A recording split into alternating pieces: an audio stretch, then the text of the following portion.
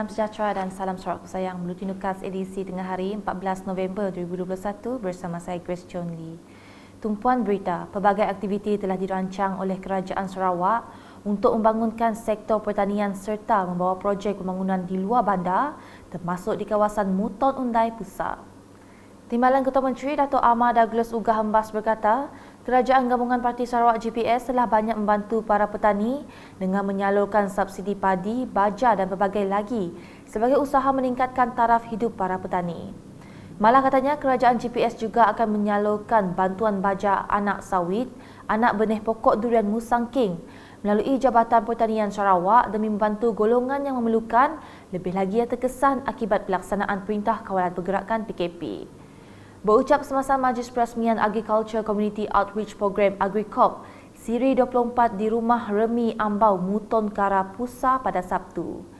Menteri Pemmodenan, Pertanian, Tanah Adat dan Pembangunan Wilayah Sarawak itu juga menggesar penduduk rumah panjang agar bijak menggunakan peluang untuk meningkatkan hasil produk tempatan.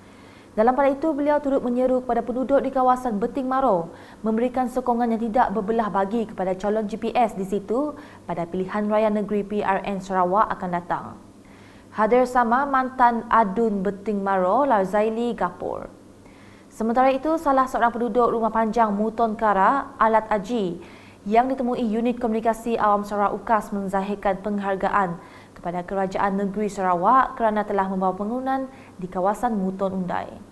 Saya mewakili warga di kawasan rumah panjang di Undai Pusat ini mengucapkan ribuan terima kasih kepada Kerajaan Negeri Sarawak kerana telah berjaya membangunkan kawasan di Undai ini di bawah pimpinan Ahli Dewan Undangan Negeri Tuan Haji Razali bin Haji Gapur yang telah berusaha membangunkan kemudahan-kemudahan asas di kawasan ini, terutamanya jalan-jalan kampung, kawasan-kawasan ladang baru yang dibuka dan pertanian khasnya. Begitu juga dengan rumah-rumah ibadat. Kita pada pagi ini amat bersyukur kerana Timbalan Ketua Menteri Dato' Ahmad Douglas Ugah Hembas akan hadir bersama meresmikan program AgriCorp pada pagi ini yang dianjurkan oleh Jabatan Pertanian Sarawak. Jadi untuk itu kami di penduduk rumah panjang di kawasan Undai ini mengucapkan setinggi-tinggi terima kasih kepada Jabatan Pertanian Sarawak kerana berjaya menganjurkan program ini dan membuka minda rakyat di kawasan ini untuk lebih maju dalam bidang pembangunan dalam bidang pertanian. Tuai Rumah Muton Asal, Duat Aji juga tidak ketinggalan memuji pentadbiran Kerajaan GPS yang telah banyak membawa pembangunan di kawasan tersebut.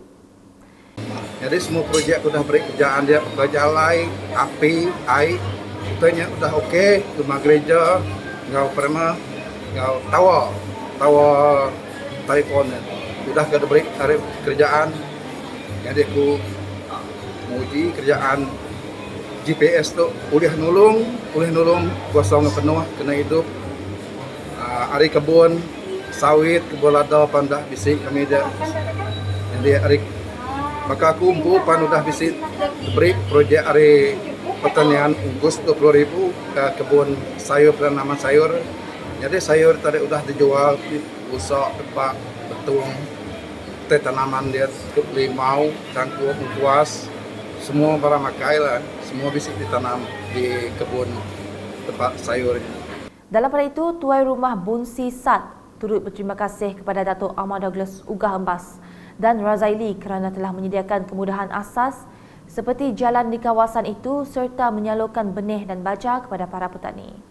Sebagai saya selaku Tuai Rumah Muton Murwa ingin mengucapkan ribuan terima kasih lah kepada Timbalan Menteri kita Dato' Douglas Ugah Hembas dan antara wabi kita Wabi Razali bin Haji Gapur atas pemberian beliau ke atas sumbangan yang telah memberikan sumbangan kepada kami lah, terutamanya jalan kebun, baja dan benih durian Musang King. Dengan itu saya mengucapkan ribuan terima kasih lah kepada semua pihak, semua pimpinan GPS untuk membantu kami menyumbangkan sebanyak peralatan yang untuk kami membangunkan sektor ekonomi di Rumah Panjang Kementerian. Sekian, terima kasih. Pada sebelah petang, Dato' Ahmad Douglas telah melakukan walkabout di tebingan baru Sepau. Beliau telah diiringi setiausaha politik kepada Ketua Menteri Sarawak yang juga setiausaha cawangan parti PBB Bukit Saban Dr. Richard Rapu.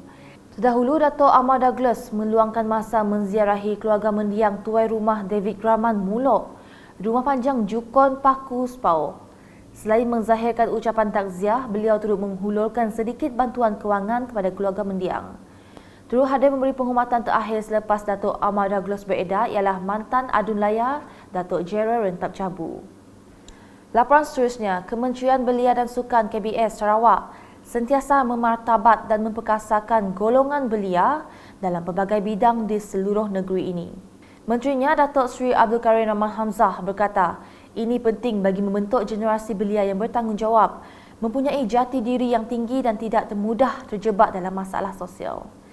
Menurutnya, program-program yang dilaksanakan oleh kementeriannya adalah untuk mengangkat belia pada kedudukan yang lebih tinggi dalam pelbagai bidang. Berucap dalam program Belia Kasih Komuniti at Asajaya di Dewan Kampung Tambirat Asajaya pada Sabtu, beliau menambah kementeriannya juga menubuhkan satu dana bagi belia-belia yang mempunyai kepakaran-kepakaran tertentu seperti bidang seni, kebudayaan, mekanikal pembuatan, bidang sastra dan pelbagai lagi. Katanya mereka boleh memohon kepada KBS dan jumlah dana adalah sebanyak RM5,000 sehingga RM50,000.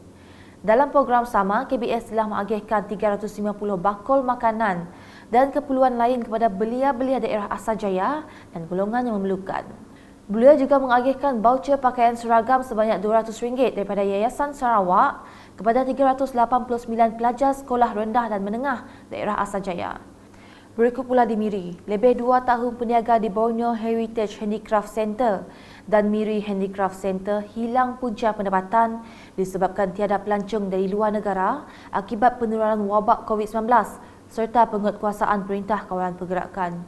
Justru Menteri Muda Pelancongan Kesenian dan Kebudayaan Datuk Sebastian Ting Chil Yu bersama Unit Komunikasi Awam Sarawak UKAS mengadakan ziarah UKAS ke kawasan ini bagi mendengar keluhan para peniaga.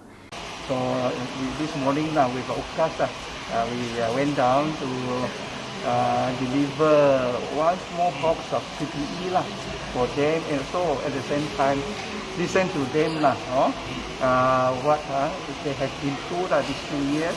And as I said just now, business ada kurang so we will feel for them. But maybe also at the moment I would like to say thank you to Chamber of Commerce. They reduce the rental 50%. I think that's a good gesture also Yeah.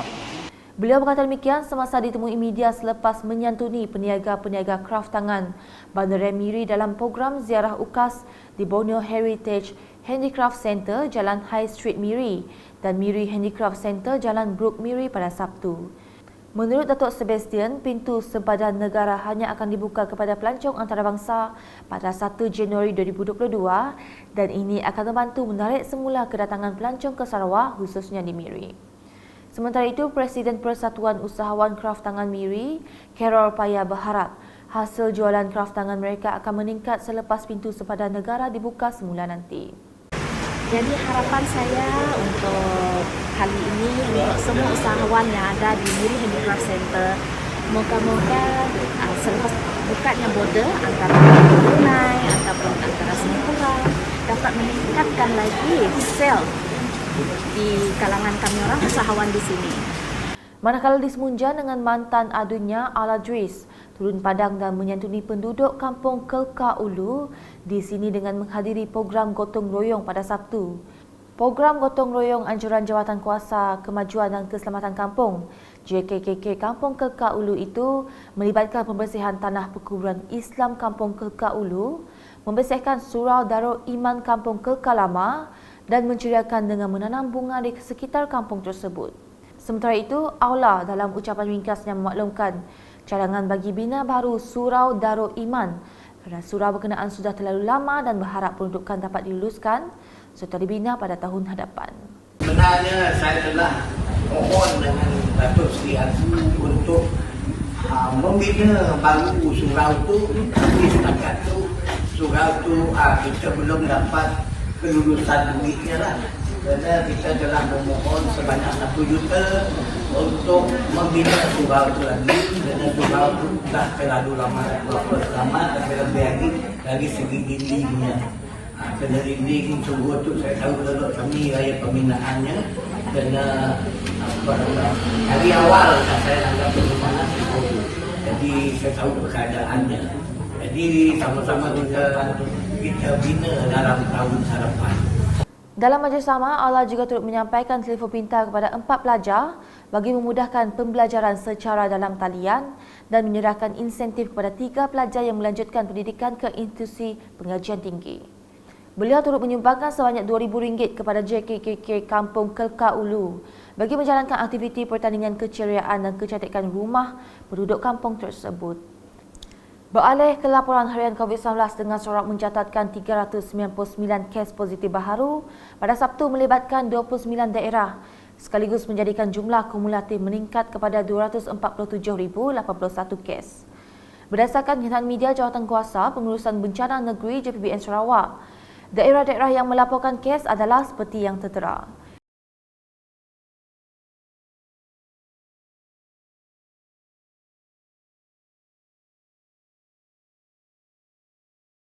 Turut dilaporkan 392 kes baharu dalam kategori klinikal 1 dan 2, manakala 7 dalam kategori klinikal 3, 4 dan 5. Dalam pada itu, terdapat 22 kes kematian baharu dicatatkan dari 3 sehingga 12 November lepas. JPBN Sarawak juga memaklumkan mengenai pendapatan kluster Kampung Lintang Baru, Serian dan kluster Kampung Segeduk Kuching setelah tiada kes dikesan dalam tempoh 28 hari, menjadikan jumlah keseluruhan yang masih aktif sehingga kini adalah 13 kluster. Sekian edisi Tengah Hari bersama saya Grace dan kru penerbitan. Berita lebih lanjut boleh didapati di semua platform media sosial UKAS, termasuk portal ukas.sarawak.gov.my dan pastikan anda subscribe UKAS channel di YouTube. Salam UKAS.